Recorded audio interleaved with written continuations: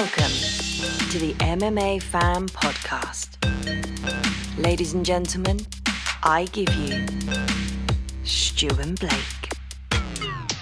Hello and welcome to the MMA Fan Podcast. I am Blake Harrison. Joining me as ever is Stu Whiffin, and we've got a third man in the box, in the boxes on your screen. It's the wonderful Adam Catterall. How you doing, mate? I'm very well, gentlemen. Thank you so much for inviting me on to this illustrious podcast. It's nice to be on a reputable platform for once.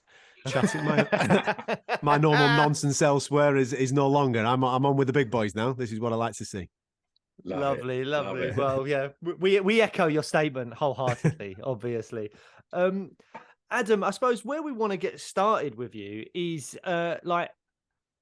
how did you first get interested in combat sports as a fan? Like just purely as a fan, how did you go, oh, this is cool. I like this.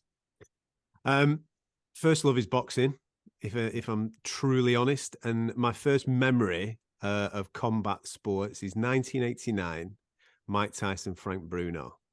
And if you're as old as me and remember that was the first pay-per-view, first Sky box office show. We didn't have Sky. We didn't come from that posh part of Blackburn, sadly. So we didn't have Sky TV right at the start. But my uncle did. He thought he were a little bit of a player, you know what I mean? Thought he were a bit of a Del boy.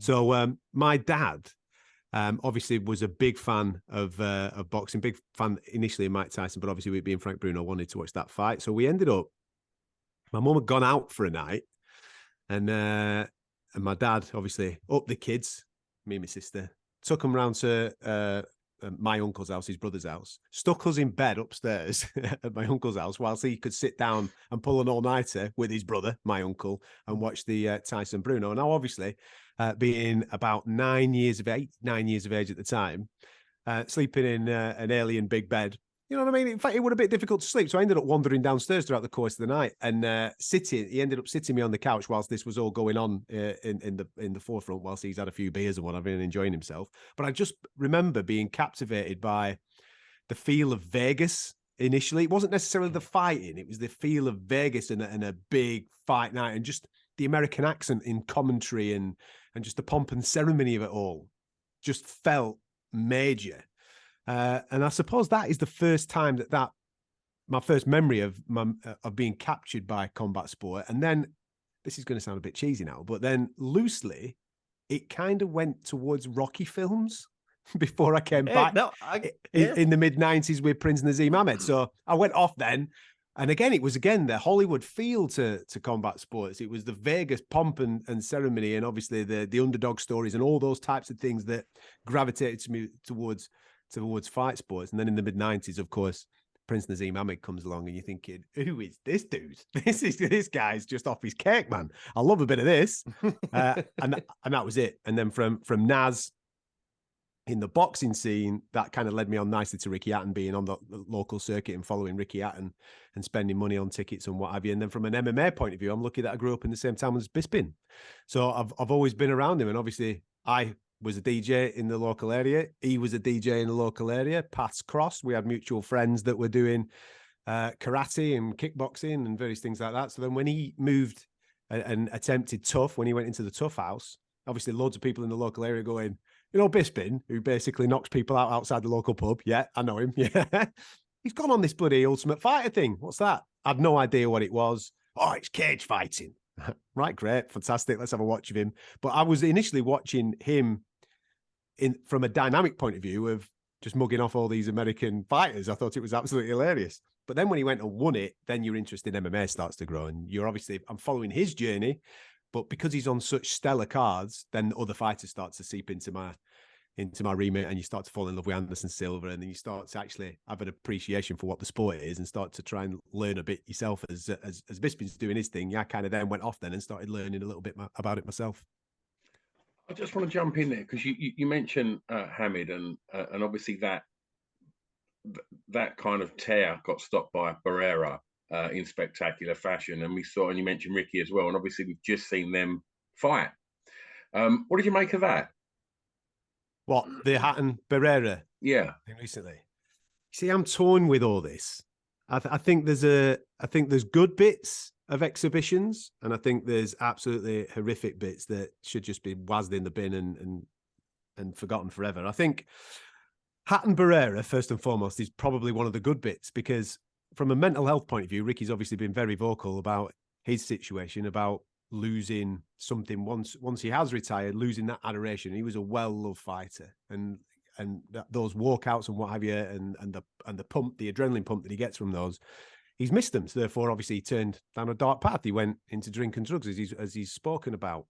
So to give a fighter who knows what he's doing an opportunity to feel that again against somebody else who knows what they're doing, another veteran, and give fans maybe the opportunity to have a little bit of a trip down memory lane, have a bit of a nostalgic night out, and also new fans who have heard the stories of Ricky Hatton and gone and experience it in themselves. I think there is a market for it, as long as it's marketed right and people are told, listen, it's an exhibition. Nobody's getting knocked out. We're just having a little bit of a dance. We're going to all have a few beers. Ricky's going to come out on the piss with us later on. It's going to be great, man. Come and have a watch of him for 8 rounds. We'll all have a laugh.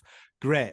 It's not a fight. It's an exhibition. Come and watch a legend. It's like a stand-up routine. You know what I mean? Yeah. From back in the day, or an after. It's a different type of after-dinner speech. is basically what it is. Yeah. But I think on the same weekend we saw Mayweather and Deji, didn't we? Have a go in Dubai, and I really don't like that side of stuff. I mean, first and foremost, the blurring of the lines of legendary boxer into the realm of obviously playing on somebody's audience from the world of YouTube. The way that is marketed, the audience can become confusing, because there's kids out there now, genuinely, right? I went to one of these Misfits events. That's what they're called. The promoters are called Misfit or something, and it was a KSI event. And I remember going to one of these things, and I purely curiosity, just wanted to see what the crack was. And it was all YouTubers. There was no legends in there or anything. It was just purely YouTubers. And I thought, this is all right. You know what I mean? It's a bit of white collar boxing. And everybody's having a bit of laugh, and they're all making a few quid. Great stuff. As long as everybody, it's well marshaled and they're kept safe, and therefore, I don't want to see anybody mauled out. If someone gets stung, wave it off. Sweet. Like you would do in a white collar. And I'm watching this, I'm thinking, this is all good. But some of the conversations that the kids were having, and they are kids, the demographic of audience that are going to this are like 14, 15, 16-year-old lads. They're all going, do you reckon KSI could do Canelo? And I'm like, I'm looking around going, are these lads having a serious conversation here? Like going, it's morphed, and I think it's the message that is being portrayed to these people, like Jake Paul thinking, 3 years I'm going to be, light heavyweight champion of the world. No, pal, you're absolutely not. So I think from a Hatton Barrera nostalgic Legends League, everybody knows what the crack is, well marketed situation. I think there's a thing for it, but I'm not into all the crossover fight stuff, mate. I just think it just becomes messy, and especially when Floyd Mayweather, one of the greatest ever, is stopping a kid off YouTube. You know what I mean? Come on, Floyd, play the game, son. Just let the kid tee off on you. You know what I mean? Dance around the ring for 8 rounds. It's just not a good look, because if, let's say, someone does get hurt, it's boxing that gets thrown through the mud. Even though it's not proper boxing, it's boxing that gets thrown through the mud. Yeah. I want to go back to something you were saying in your previous answer about your dad and your uncle. If they've been combat sports fans for a while, are you the golden boy now? Are you the golden child of the family? Are they like, Adam's coming to dinner tonight? He's got all the stories about combat sport. Come on in, golden child. What's going on? No, not at all, mate. No, to be fair though, my dad's a stealth watcher and observer of everything that I do. They don't talk to me about any of the things that I get up to, but like for example, my dad's profile picture on his WhatsApp is me and Conor McGregor, which I find highly amusing.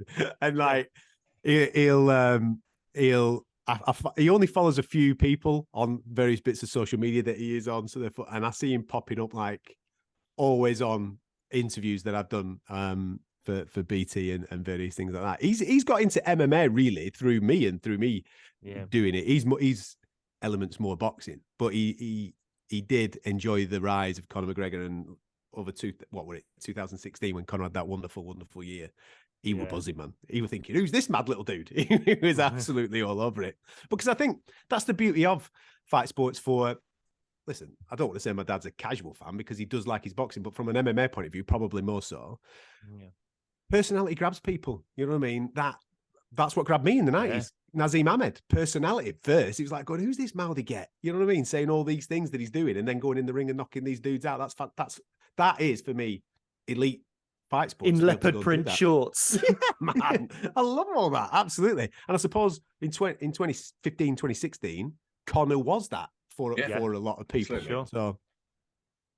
So how did it go from being a fan? You know, you said that you moved into sort of watching Bisping in Tough and things like that. How did it go from being something that was grown into a passion to being something that could be a job? I suppose I've got to thank the Olympics for this, because my background's music radio. That's how I started. I say music radio. I started as a bedroom DJ, making radio shows in my bedroom and sending them off to radio stations and getting nowhere, into then doing mobile discos, into bars and clubs, DJing and then obviously, as I was talking about before, Bisping was on that club scene, and I ended up on that club scene. I ended up becoming resident at Gatecrasher when I was about 21, 22. So that's where I was going, but I always wanted to be a radio presenter, and I always wanted to be like Chris Evans. So I managed to get myself into a situation where I got on my local radio station and moved through the schedule and became the breakfast presenter, and I wanted to get onto Radio 1, and that's where I ended up being. But when I was at Radio 1, I was in my late 20s, and it was around the time that they were starting to bring the age demographic of listenership down, and there was a bit of a change. Moyles was on his way out. Vernon was on his way out. There was a few other people that were going the other way. And I was in a lucky situation because it was around 2012 when that happened.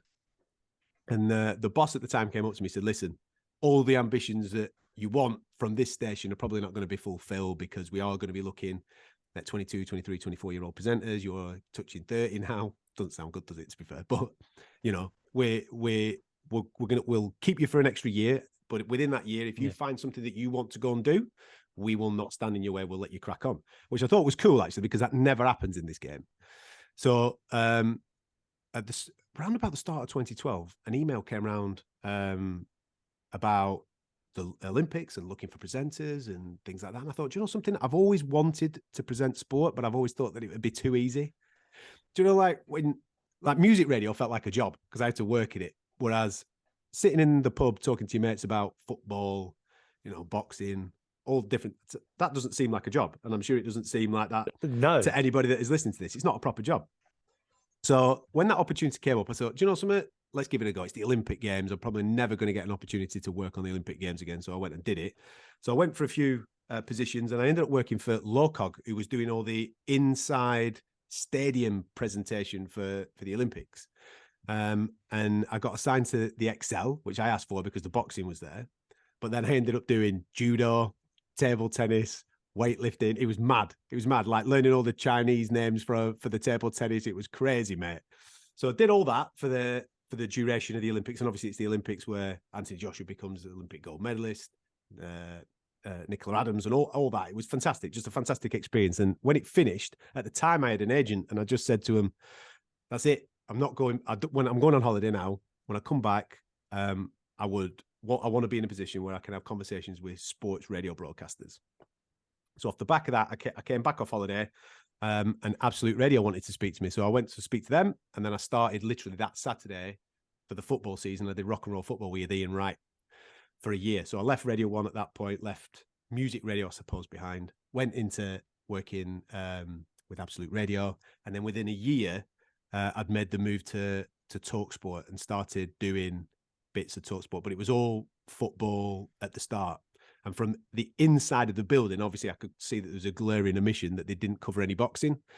So I was constantly knocking on the door. Can we do this? Can we do this? Can we try and do this? Can we try and do this? Just constantly falling on deaf ears.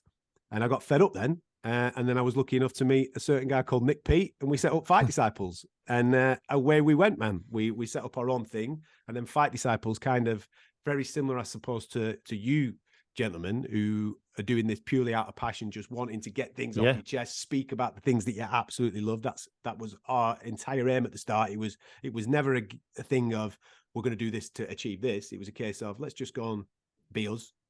That pub kind of chat about fight sports, two things that we love, MMA and boxing. And then that kind of pricked the ears up of major broadcasters who then went, you've been knocking on my door now for the last 2 years. I can see what you're actually doing. Do you fancy coming and doing that over here? And then obviously then the move TalkSport then put me across the boxing stuff. And then about 2 years, maybe even less than that, BT approached to see if we could do something with their MMA coverage. And that's kind of where we sit right now, mate. Fantastic. You talked about doing the rock and roll football with Ian Wright. Had you had experiences working with people of that kind of like high level at the time? Like, I mean, Ian Wright is someone that we all Legend, know. yeah. If you follow football, even if you don't follow football, you probably know of Ian Wright and enjoy Ian Wright. I mean, he's always my favorite pundit when the England games are on. He always like spoke like a real fan, you know. Did you have experience with people of that kind of caliber up until that point, or were you a bit like, oh fucking hell, I'm about to do something for Ian Wright? This is like, I don't, maybe as a Blackburn lad, not necessarily one of your heroes. You probably weren't an Arsenal fan or anything, but it's still a pretty legend, big deal, isn't it? Yeah. Yeah, I think from a co-presenter point of view, no is the answer. I mean, I was lucky that I'd been at Radio 1 for a period of time there, and there was some decent, what I would class as decent presenters that were obviously on TV at the time, I suppose, that I could learn off and work alongside. And in the midst of all that, obviously, quite a lot of people from the music world, pop stars, were coming in left, right, and centre, and every now and again they would pop up to co-present a radio program and what have you. But no, I suppose for a first time, this is an official you and him doing the program. No, I think I've never thought about that actually, Blake. Yeah, Righty was probably the first one that it was like, go on then, get cracking, and maybe away that's we go. a good thing. Maybe because had you thought about it too much, maybe it would have thrown you off a little bit. Maybe it was. Were you more just probably thinking about this is the first, maybe like the first step in the direction you want to go in terms of the sport stuff post the Olympics and all that? You'd made your mind up, you want to go and do that. So were you more focusing on maybe the job at hand rather than who you were doing it with? Yeah, I think I was, because I was, again, in my head, I knew that I was starting from scratch again, because in music radio, I'd done everything that I wanted to do and achieved everything that I wanted to achieve to a certain extent. And I think a lot of people maybe going into that might have thought, well, I'm at this level in music radio, so I should come in at this level in sports radio. And it's not the case at all, man, because it's totally different. It's speech-driven radio, whereas I was used to, music being in the middle of half the stuff that I was doing. So again, it's a totally different discipline, totally different skill. And I think my mindset right at the start, I don't know where it came from, but my mindset right at the start was, you're starting again. So I think it was a case of concentrate on the job rather than... But do you think you started again with a confidence that you'd got from DJing at Gatecrasher and working on Radio 1? Yeah, without sounding like a knobhead, I had a decent I had a decent trophy cabinet at that time for actual broadcasting. Yeah. So I knew I could back up my BS. So even though I knew that it listen, people buy people at the end of the day. If you come into an industry and you're, swaggering around, wafting your cock about, and everybody thinks, who the fuck is this knobhead, right? You're not going to get anywhere. There has to be a bit of humble pie that has to be eaten. End of the day, this now's finished. You're starting here. You're right at the start of this. I always believed that I could do it, and I always believed that I could get to the levels that I wanted to get to, but it was always going to take time. And listen, man, if you're doing a program with Ian Wright, as you just pointed out there, Blake, it's Ian Wright. He'd already been broadcasting for a period of time. Match of the day, major television programs he was already doing. He was sound, wanted to help me. I'm just going to sit, listen, soak it all in and try and stick it out on that broadcast format. You spoke about boxing and MMA, and for me, they're in the same conversation. But I know whenever I mention boxing on here, like Blake, you're not as big a boxing fan as me, really, are you? But obviously, we talk more MMA. I'll pay attention if there's a really big, Joshua Fury. But no, I find the actual fights themselves. I just find, after being hooked on MMA for so long, I find boxing a bit one-dimensional. And I know that boxing, the level of striking from a punching point of view in boxing is far superior to MMA, which is why it's ridiculous when you talk about things like, for example, Ngannou Fury, stuff like that just is ridiculous to me, because there's just no point.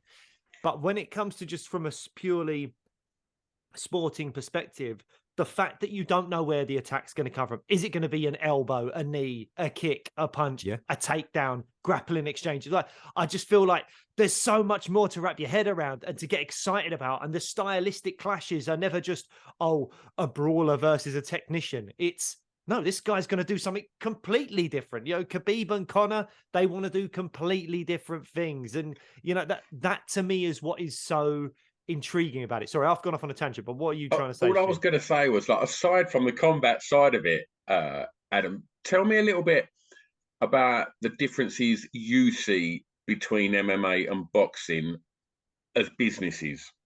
Oh, mate, this is going to be the rest of your podcast now. I'm just going to rant. Do you know something to what Blake's just said there? I agree with that. I think there's more now wow moments in when you watch MMA, because there's so many different ways that you could be taken aback. Yeah. Because, like, you know, with all, like, for an obvious one, if you go back to UFC London and you have the fight with Cachoeira and Molly McCann, that fight's ambling along, and Molly is on the verge of maybe losing that in the third round. Then all of a sudden, this spinning elbow comes from nowhere, and you're just like, what? Yeah. Crazy. Things like that, I think, are more prominent in MMA. You are right, but Stu, from a business point of view, Jesus, mate. Now, listen, they're two completely different sports. Boxing's a lot older, so therefore there's a lot more fingers in this pie, which is kind of diluted where this sport should be at. MMA, in particular the UFC, are showing how good fight sports can be. When you have one singer, one song, you have one belt in each division, and then you have a ranking system of which then, to the majority of the time, your fights and your matchmaking is then depicted. You do not get this in boxing. And that's the most frustrating thing from my point of view. You've got too many belts. You've got, obviously, the 4 major belts, which would class anybody as being undisputed. Then you've got a lot of other secondary pieces of nonsense that come people's way, which just confuse audience. And this is why we're seeing in younger demographics now, a lot more of those younger demographics gravitating towards MMA and the UFC in particular than boxing. You speak to kids these days, and I've just been speaking about, like, the KSI movement, I suppose, haven't I? But 14, 15, 16-year-old lads don't want to engage with me about boxing. They don't want to talk to me about it, because it's like, crap, mate. Nobody fights anybody. It's all talk. The best don't fight the best. Who's the champion? I've no idea who the champion is. He's got a belt. He's got a belt. He's got a belt. Which one's worth more? And all this type of conversation keeps coming my way. But then when I talk to them about UFC, they're going, oh, mate, yeah, I'm all in on that. I'm absolutely all in on that. And they'll also go all in on this YouTube stuff that I'm talking about. And I'm like, right, okay. And you've got, I think, from a person that covers it on a day-by-day, week-by-week basis, you've got to be aware of where that young demographic's attention is going. It's 100% going to moments that are, one, easy to understand, which is the UFC model. It's so easy to understand. You can explain it like that to people, even down to the aspect of how you score a fight. Because this winds me up so much in boxing. There's no other sport I can think of where 2 people can enter a ring, right? It go the full distance of 12 rounds, and there not be a unified criteria in the sport of boxing for people to be working towards to score that fight. So at the end of the 12 rounds, we can all be sat here going, oh, it comes down to what you like, I suppose, isn't it? What? It's not fucking knitting. No, it's not. It comes down to clean, effective work, surely. Who's punched who in the face or the body or in the scoring areas more cleanly over a 12-round period than the other dude? Surely it comes down to that. Yeah, but he's been going forward. Right? But he's been going backwards and jabbing his bloody head off. Yeah, but he went forward. That's like in football saying the team that has the most amount of possession wins. No, the team who puts the ball in the back of the net wins. That's the game. So it becomes incredibly frustrating. Whereas in MMA, you've got unified scoring criteria. And don't get me wrong, we might not agree with it, but at least it's there in black and white. We can all sit there and go. Well, the problem is, though, but the problem is, though, like, if there was a unified, like, criteria in boxing, would anyone bloody read it? Because it seems like in MMA, hardly anyone's read it. Like, well, I give props all the time to Sean Sheehan over at Severe MMA for the work that he does, and the little it's very easy to go and find this stuff, to read it. I've listened to you guys on the Fight Disciples as well. You're very good at talking about the judging and the scoring criteria, and how, and again, to quote Sean Sheehan, it's a what do you say, a science of understanding, not a That's science of agreement. And that is the thing. So we can score fights differently, whether it's Josh Emmett and Cater or whoever else that you know gone from my mind, but you can score it differently, but still understand how someone got to that place. Boxing, as you say, It's the Wild there's West. no, it's just and the. I mean, I'm not accusing anyone of anything, but surely the scope for bribery and dodgy decisions, Of course. is there in boxing, because you can just say, well, I like this, and that's why I scored it that way. And also, thank you for the $100,000 that's now in my back pocket. Mate, it leaves itself wide open for corruption. And whenever you speak to anybody about this at the higher echelons, they all just look at you as they go, yeah, this is boxing. This is what we do.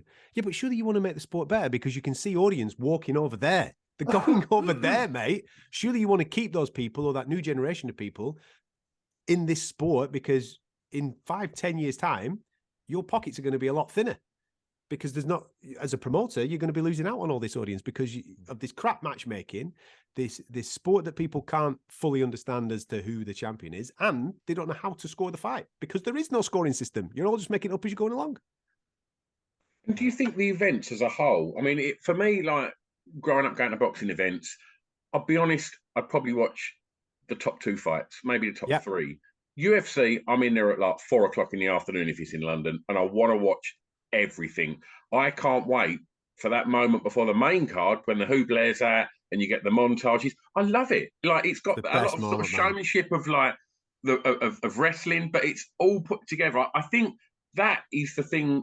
As a boxing fan that's become more obsessed with MMA, it's going to them events and seeing how it's done. It's just so much better. Again, it comes down to matchmaking, doesn't it? You know, in boxing, you get these hot prospects that are coming through, and kids off the Olympic Games, for example, who are sensational boxers, and then they're fighting a Latvian taxi driver in a fight on a 12-fight card, and you're thinking to yourself, this is not competitive at all. Why do I want to go and see the early parts of that person's career when I can just go to a restaurant, being the boozer, and as you've just said, I'll come out for the co-main and main event by the back end of the night? And sadly, more and more boxing cards are looking like that. It's all built. You have one main event, and you pray that main event's competitive. The majority of the times, they're not really. It's just maybe someone's got a name that can pull profile in and what have you. And then the rest of the card, you're looking down the card and you think to yourself, this is a hard sell, man. This is a flog. Whereas, and I know that we're champion the UFC here, but look at the PFL's card this Friday. I know it's the night of champions. Yeah. But if you look at that, yeah, they've got title fight after title fight after title fight, great. But even on the fights that are not classed as title fights, you've got Marlon Moraes on there taking on Shayman Moraes, and you're thinking, shit, they're bad. Jeremy Stevens is in an half decent fight there. Dakota Chiva's making a PFL debut, and you're thinking the matchmaking here, like you've just said, that if you bought a ticket for that, you're getting your value for money, because you're getting 10 fights at least. You're sitting there from start to finish, and you're worried about going to the bar because you're going to miss something. Yeah. Whereas in boxing, you're like going, come on then, we'll skip this one, shall we? Yeah. Yeah, I mean, just to echo that, to kind of reinforce that as well, that Moraes fight was meant to be Shane Burgos as well. I know. How mad would that have been? I mean, I know he obviously fell through, but as you say, top to bottom, it's a phenomenal card, isn't it, this Friday? Yeah, mate. And I'm so glad that something else other than the UFC, because I think anybody that covers MMA is going, oh, UFC, it's the Champions League of this, that, and the other. But there is some fantastic other MMA that is out there. I mean, I'm a big fan of what Cage Warrior's doing. Okay, the matchmaking over there, incredible, sensational matchmaking. Okay, yeah, it isn't UFC, but this is the feeder league to the UFC. So if you're a proper fan and you're really into it, this is absolutely where your attention should be, because this is where the next generation of fighter is coming from. I think on a par with the UFC. On certain nights, they're not fully there yet, but I think the PFL have made leaps and bounds over the 2-3 years that they've been going, and hopefully this weekend it'll be a celebration of not only some fantastic fights, but just from a purely greedy point of view, a celebration of some good British mixed martial arts as well. And fingers crossed we can get some championship belts for some well-deserved fighters on there. Absolutely. Good luck to Stevie Ray and Brendan Loughnane. I mean, this might go out post this Friday, but yeah, hopefully they've done really well. I want to ask you a question that I asked your mate Nick Pete when he was on the show, and it's less of a question and more just me being jealous of you, if I'm honest, because the how are you pinching yourself when you're in a job that I think I acting's the best job in the world to me. I wouldn't give it up for anything. I love it, but when I see you and Nick with the Bispings or the Hardys of the world getting flown out to New York, Vegas, Abu Dhabi, I'm assuming it's, first class, expenses paid. Never. And yeah, all right. He says, yeah, wink, wink. Yeah, off camera, we'll talk about it. Yeah. But I'm that. And hanging out in the fighter hotels with these fighters, you're getting the best seats in the house for free. And then you get a paycheck at the end of it because you go and talk to each other whilst having a few drinks by the pool about what happened last night. I'm looking at that and I'm going, God, I wouldn't mind a bit of that. That looks pretty good. And I would have thought that everyone watching this, everyone listening to it is feeling the same way. Do you still have to pinch yourself? Does it feel like, I mean, you said it didn't feel like a job earlier, but like, there must be some aspects of it that we don't understand that are like work or are hard, a bit of a slog. But how does it feel to be like, oh, where are we off to this week, guys? Oh, MSG, thanks very much. Now you've put it like that, yeah. but don't get me wrong, man. There's moments along this journey that I've looked at Nick or I've been with people that I work with, and I've gone, this is mad. This is what is happening right now is mad. But from the work aspect of it, from going to events, interviewing fighters, I don't think of it like that. I really don't. And again, this might sound really egotistical or whatever. In my head, I've always been here. I've always been doing this. I don't know whether that is from being in music entertainment and being at a decent level of interviewing pop stars or whatever it may be. I don't know. I don't know what it is, but I've always felt I'm supposed to be doing what I'm doing. But to your point, when you are, let's say, in Las Vegas, right? I'll tell you a tale. So while you're in Las Vegas, I think this might have been a Conor fight week, actually. It might have been the Conor Cowboy fight week. So we're covering Conor Cowboy for BT, and we're out there, we're doing the interviews. And don't get me wrong, being around Conor and the madness of Conor is in itself is just crazy. Is that different to all the others when it's a Conor fight? Yeah. Completely different to anything. I'm just trying to think if there's anything. No, just Conor's just one on his own, and being around it is madness. And to be fair, he's cool, man. I've always, touch wood, always got on quite well. So you go through the process of getting the Conor interview and his opponent and everybody on the card and whatever. So you have a great day doing that. And I'm in like a pig in shit with that. I absolutely love that, speaking to people that I admire and having genuine conversations about them. Love it. Can't get enough of it. So you have a day like that. And then in the evening, I don't know how this happened. But in the evening, I was in one of the hotels in Las Vegas, and George Masvidal just walked past, right? He goes, "Hey, how you doing?" Obviously, we've interviewed him before, so he's obviously recognized face by face. He comes over here, he's having a chat, bum. He goes, "What are you guys doing now?" "Now, man, we're just getting ready to go out for dinner." He goes, "Don't go out for dinner. Come out with me." Next thing I know, we are at the launch of here it is, actually. As if by random, there it is. There's a bottle of what he gave me. Let me get rid of this in the background. So this is Masvidal's tequila. I took it signed by him, as you can see. There's a little worm in the bottom of it. You might be able to see that. So that's his tequila. That's from this particular night. And we literally went to this launch party of that, which he had a suite in some hotel in Las Vegas. We were there all night, drinking for nothing, out on the lash with George, casino, you name it, anything in Vegas, it happened. And then the day after, he brought a lot of these around for the guys from BT Sports. He goes, "There you go, fellas. Thanks for last night. Good crack." So, and obviously, I managed to get it home in one piece and make it part of the backdrop. So there is a little bit of Rescuero. But yeah, going back to what you were saying 2 minutes ago, moments like that you sat in a hotel suite and you're looking around and Steve-O from Jackass rocks up and all these types of random dudes, and you're thinking, I'm just some kid off a council estate from Blackburn, man. This is fucking absolutely crackers. But still thoroughly enjoyable at the same time.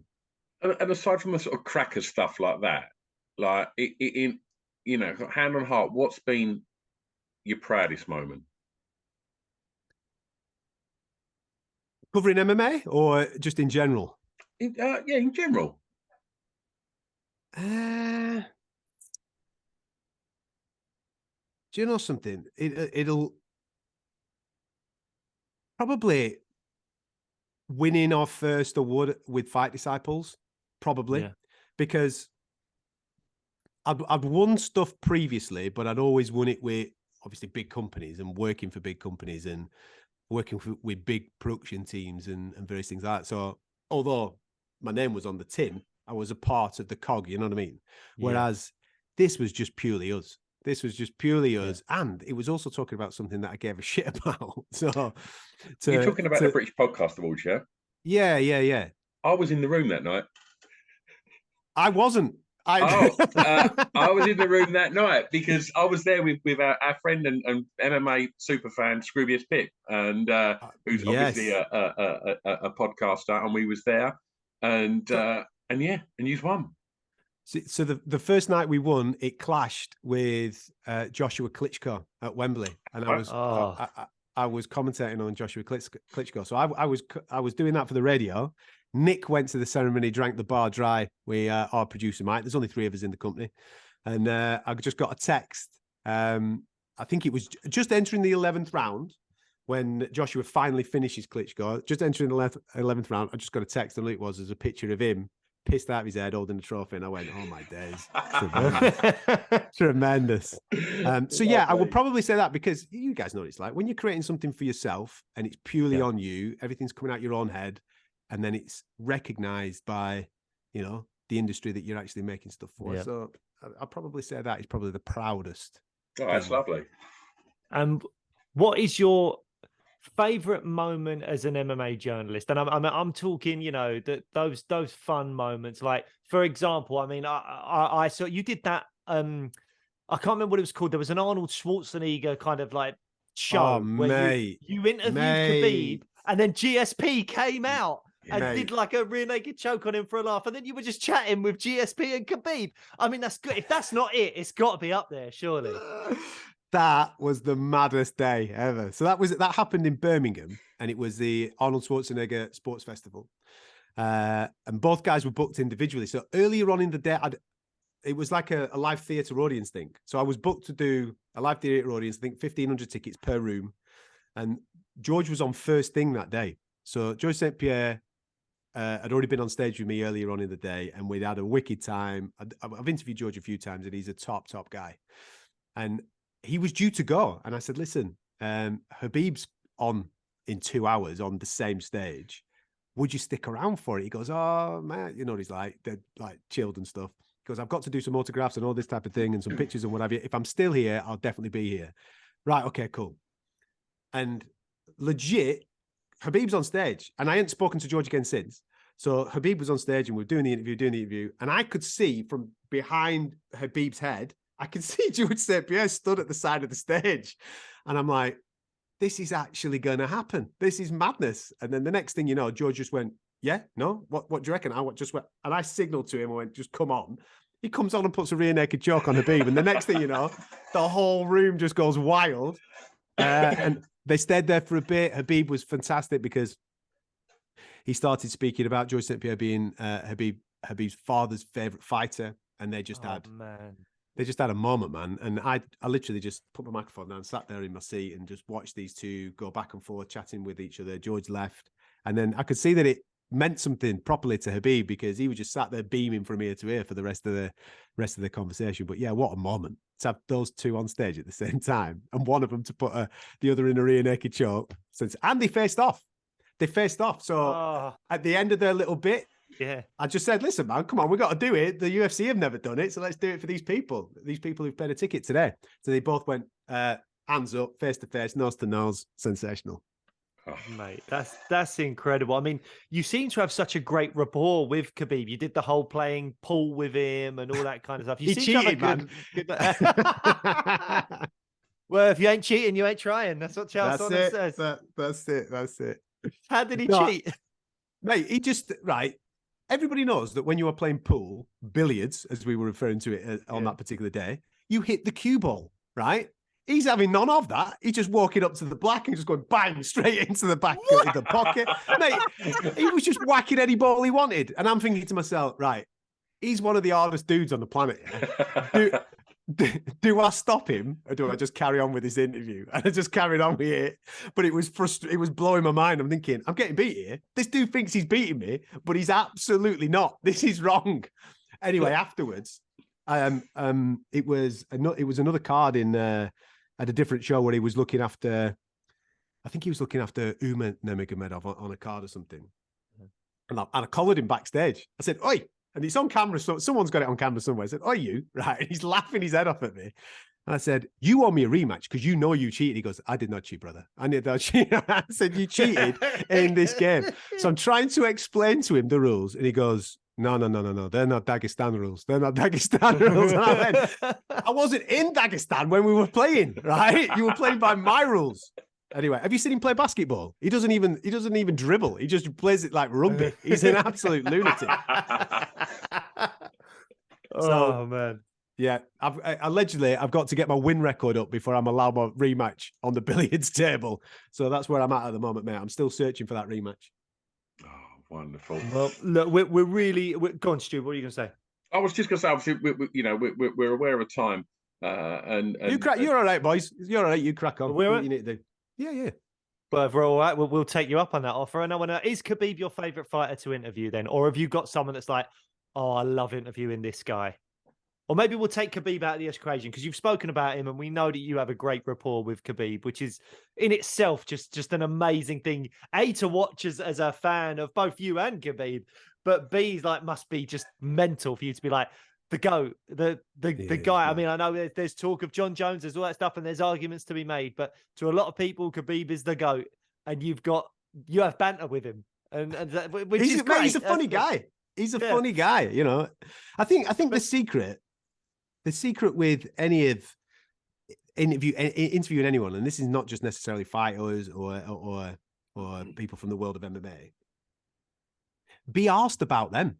I see so many people interviewing people, and it's like they want to impress the person. Do you know what I mean? That's not what you're there for. You're there to showcase them. People aren't tuning in for me. Nobody's typing in Adam Catterall on YouTube. They're tapping in Khabib Nurmagomedov or Conor McGregor or whatever it may be. If I'm the guy that so happens to be interviewing them, great. Because from my point of view, I love being in that situation. But two, my whole thing is about trying to make them look as great to the casual audience as I know they are as the hardcore fan. And the key to that, I think, is listening. Not so many people when they're interviewing, they don't listen. They come in with a list of questions and go, right, and I'm going to go down this list. Well, hang on a minute. In the answer that he's just given you, he's giving you about 5 different more questions there, man. Listen, have a conversation with people. Like we're having a conversation now. You're listening to what I'm saying. And off the back of that, you're going, right, what about this? I'm listening to you. And they're going, oh, what about this? That's all I do. It's not hard. It's a conversation, isn't it? Have a conversation with these people, the normal human beings. Oh, I thought Stu was about to come in there. I've got a list in front of me and I don't want to read one off of there now. Well, so what I did want to do with you before you went was ask you, I've got a selection of fights that may or may not happen next year. And I want your expert opinion as to whether you think they will happen. Lovely. And whether they will, and how they will go. And I'm going to start with an easy one because I think we all know. Oh, hang on. Happen. You want me to give you the prediction for the fight as well? Do you? Yeah. Oh, is that against your kind of journalistic? I don't give a shit, man. Let's roll, baby. People, let's go. So I want to know if you think the fight will happen and how it goes down. First one's an easy one. I think we're all going to know it's going to happen. Edwards Usman 2. Now, I'd like to know, is it going to happen in the UK? 3 is what I meant. That's what I meant. Yeah. I know they fought previously in like 2015 or something like that. Yeah, I know they did. So Usman Edwards for a third time. Yes. Probably in the UK, probably in a springtime. I think it's fair to say it will happen, but how's that going to go down? And, just to confirm for us, is that happening? Is that happening in the UK? I'm told yes. And at the moment, the UFC are working on a stadium, which would be great for fight fans because there's nothing more frustrating for UK fans than getting stuck in that massive queue for 20,000 tickets that bots managed to get their hands on at the O2. We want a stadium, so therefore let's try and get 60, 70, 80,000 people in a stadium. Yeah. Dana wants a roof, so we'll see what happens. But yes, to your question, yes, I fully believe that will happen. I fully believe that will happen on UK soil, which would be sensational. Absolutely sensational. Now, Leon Edwards beat Kamaru Usman on his worst day. On his worst day. He was getting his ass kicked second, third, and fourth round. Fifth round even, getting his ass kicked. That fight had gone, man. That fight had gone. Leon Edwards will not be that bad again. I always said that Leon Edwards would win the first fight, but he'll lose the second fight. But I didn't envisage it to happen this way. I genuinely believe that Leon will beat him in the second fight. And he'll beat him on points, and it will be a technical striking masterclass from Leon Edwards. Yep. I genuinely believe that. Could be completely wrong, but that's where my heart and head are at the moment, that Edwards will defend that crown on British soil, and he'll do it via points over Kamaru. I feel a similar way, particularly after seeing how that first round went, because a lot of people forget about the altitude in that fight. The altitude was kicking everyone's ass. It did it to Jose Aldo and a bunch of other fighters on that same card. The altitude was a problem for people. He went off too quick, didn't he? Yeah, and I believe that Usman trains in like Colorado or whatever, which has got that high altitude and stuff. So that's he's used to that. Edwards is fucking Birmingham. There's no altitude there. There's no fucking chance in hell. So and he won that first round and really well by implementing even a bit of Usman's game with the takedown stuff like that. So I agree with you. I think this third fight is going to be incredibly close. Yeah, but I think Leon can do it. I really do. Next fight, Ngannou Jones.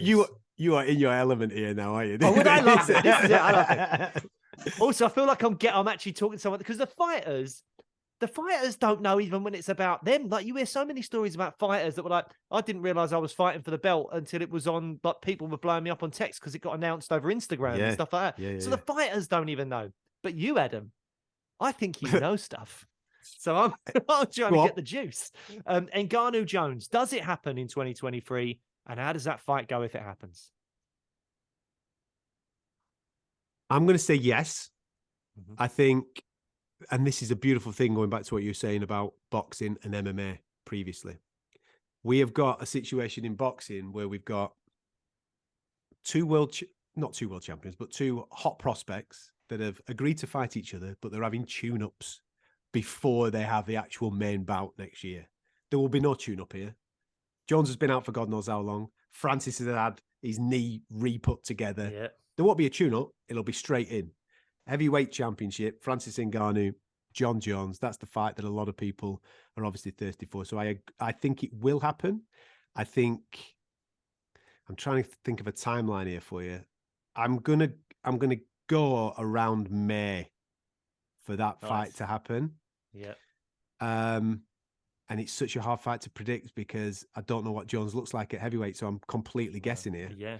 If Jones at heavyweight looks like anything like the 22, 23, 24-year-old Jones at light heavyweight, he has a whale of a time against Francis Ngannou.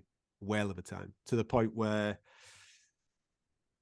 he might submit him or something. He might take him out like that in the middle part of this fight. But again, I'm completely guessing because I don't know what John Jones looks like at heavyweight. I know what Francis looks like at heavyweight. I saw developments in Francis's game, especially against Cyril, even with two blown out knees. We know he's got knockout power, devastating knockout power. So I know what he's bringing to the table. But if Jones is anything like he was at light heavyweight in those early years, especially, John Jones will be the new heavyweight champion. Yeah, wow. Well, that would be interesting. It's always difficult predicting whether a Jones fight is going to happen, isn't it? Because it's all the outside the cage stuff as well that you have to consider. Yeah. But yeah, no, I think everyone wants to see that fight because of some of the outside the cage stuff, and the drugs tests and all that kind of stuff. I'm not. I respect what Jones does as an athlete loads, even with the PED infractions. I still think he's one of the best to ever do it.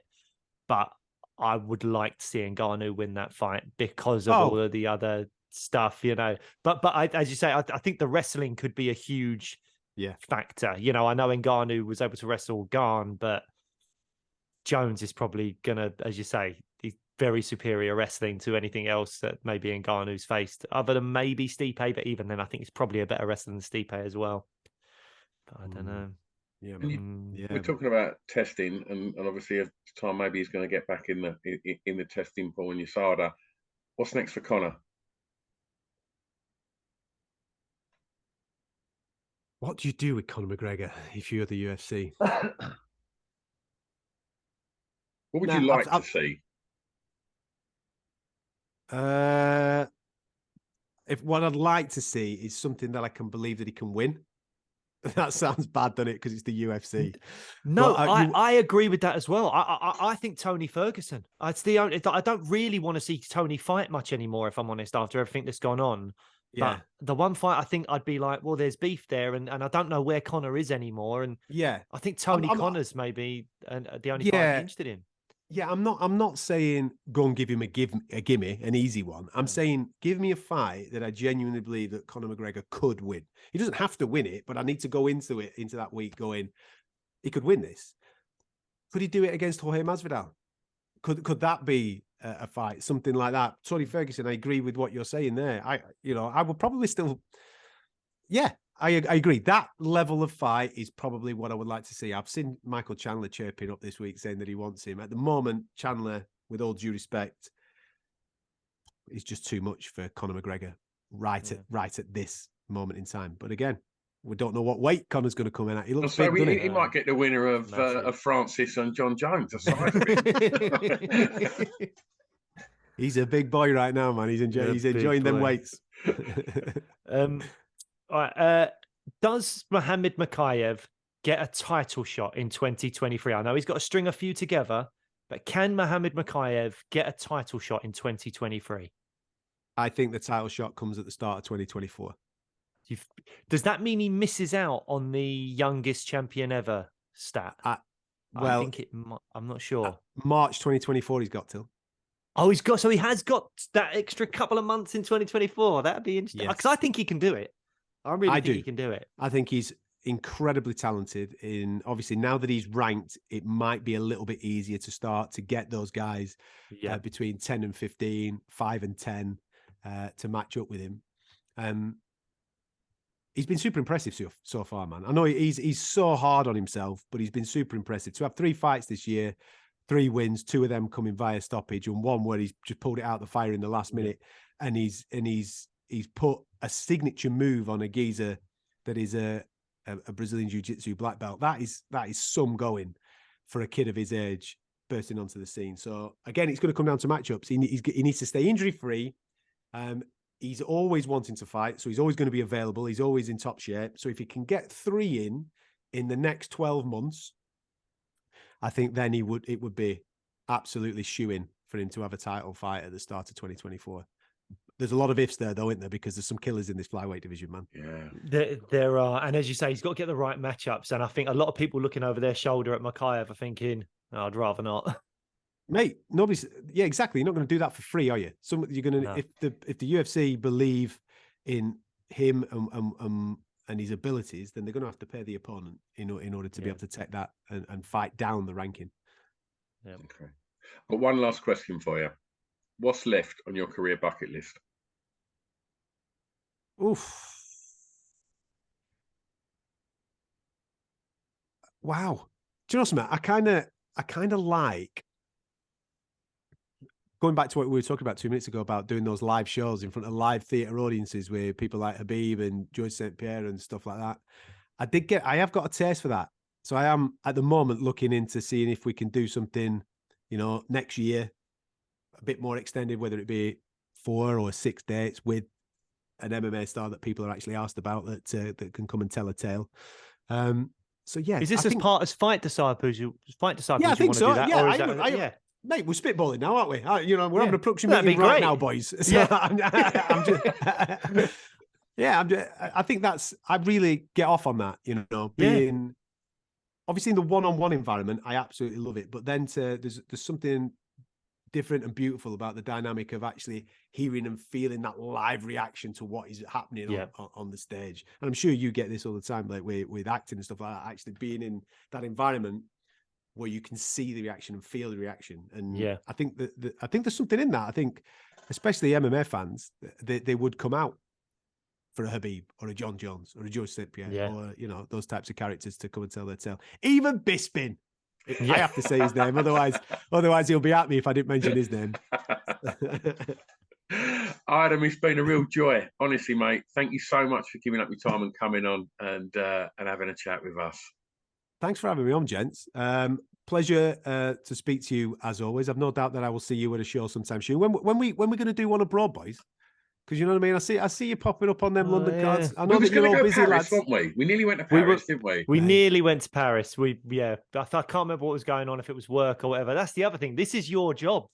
You get paid to go there. Yeah, fair enough. Well, check this one out then. All right then. Job. Here's one for you, right? Because it's well documented that the UFC are going to start shutting down those Apex shows and they're going to go back on the road a lot more. So fight nights are going to be in front of local audiences. I would anticipate then that quite a lot of those shows are going to come to Europe at some point. If they do a UFC Poland, right, and they've got Matthias Gamrot on that card, we're going, right? We've got to go. We've got to go. A little trip over to Gdansk or Warsaw or Krakow or something like that. They love it over there. They absolutely love the MMA. 60,000 in a stadium, mate. They go absolutely off. That's what we need to do. Love it. Sounds good, mate. We'll be there. Good, Adam, it's a pleasure. You're a legend. Thanks so much. Best of luck with everything else you keep doing. You seem to have your fingers in so many pies. The TalkSport, the Zone, the Fight Disciples, BT Sport.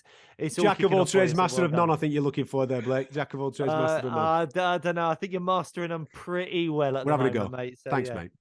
Thanks, guys. And thank you. We're so going to much. press stop. Don't go anywhere.